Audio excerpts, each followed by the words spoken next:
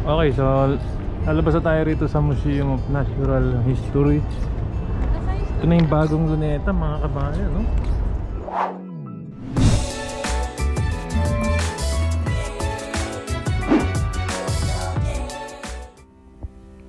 Noong panahon ng American colonization ng ating bansa, si Daniel Burnham, arkitektong Amerikano na nagplano at nagdisenyo ng Baguio City, ay nagdisenyo din ng government complex plan sa Bagong Bayan o Luneta. Sa plano ay magkakaroon ng isang malaking park na hitik ng mga halaman at mga puno. Magkakaroon ng mga magagandang gusali hango sa disenyo ng mga gusali sa sinaunang Roma para ito sa mga government buildings. Ngunit sa kasamaang palad, nangyari ang ikalawang digmaang pandaigdig. Sirang-sira ang Maynila dahil sa labanan at sa orihinal na plano, dalawa lang ang nagawa. Sa kasalukuyan ay may nagaganap na namang restoration ng Luneta Park at parang mula sa dating plano ni Burnham ang ginagawa dito. Sa plano ay itatayo sa dating lugar ng Relief Map of the Philippines ang Quincentennial Building, National Herbarium, and National Planetarium. At sa dating statue ni Lapu-Lapu ay itatayo ang Quincentennial Pavilion. Tara, samahan nyo akong bisitahin at tignan ang mga nagaganap na paggawa at restoration sa Luneta Park sa Maynila ngayon.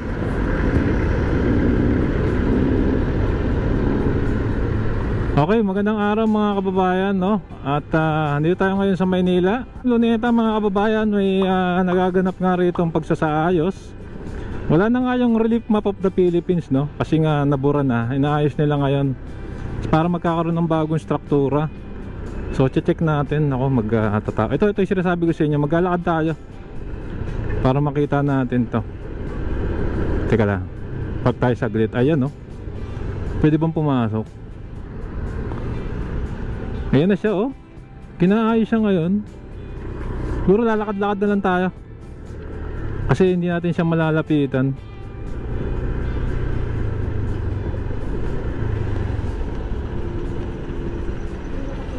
Nakasara.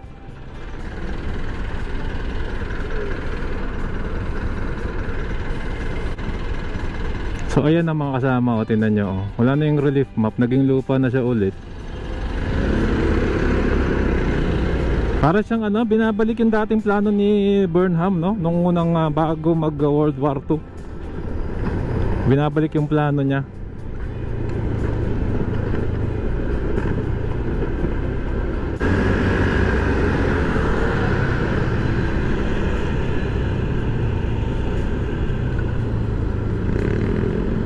National Museum.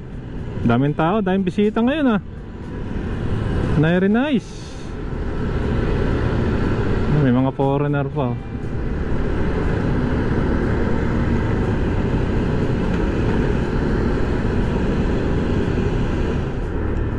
Bukan nating dito naman sa top, no, yung check natin yung mismong Luneta sa parte ng top.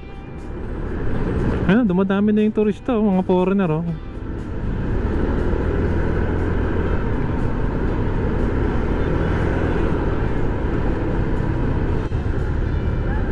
Ayan.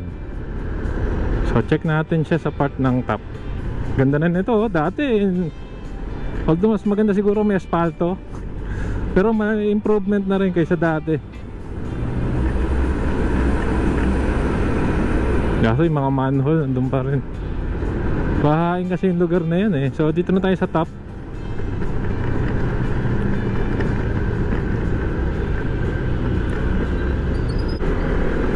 Natin dito.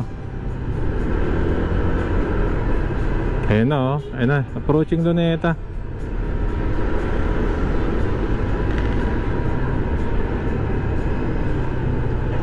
Ayan na, oh. Ganda, ang lalim, oh. Ito na siya sa parte ng top.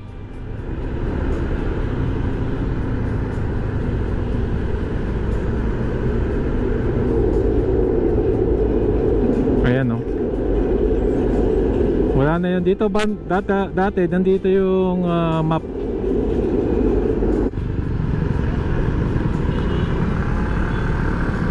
So subukan natin pumarada.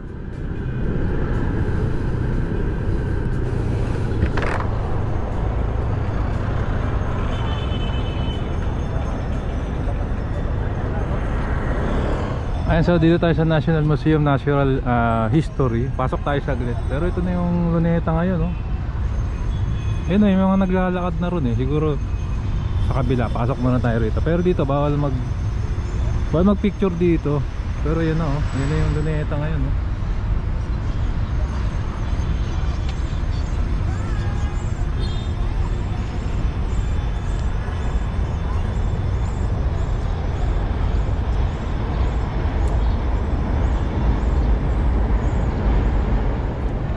Okay, so lalabas na tayo rito sa Museum of Natural History. Ito na yung bagong Luneta, mga kabayan, no? Ganyan na itsura niya ngayon. Parang mas naging simple siya. Tapos may gagawin ko sa aliro, no? Dun sa part ng top. Nakita ko sa plano. Parang dati sa plano ni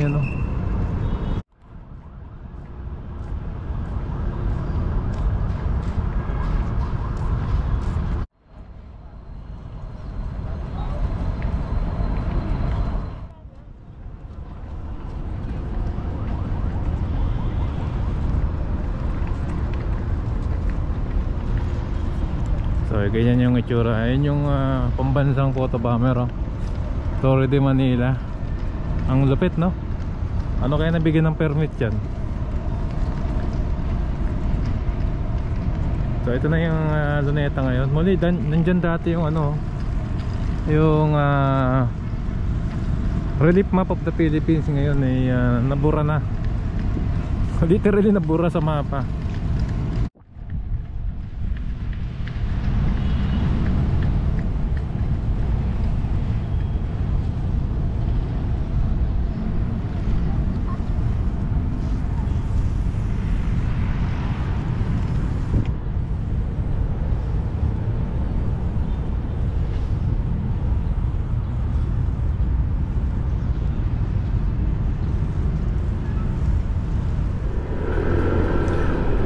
Okay, so yun na po, no, ang ating coverage, no. Nakakapamasyal din tayo muli sa Museum of Natural History. Hindi ko na binlog, bawal mag-vlog dun sa loob.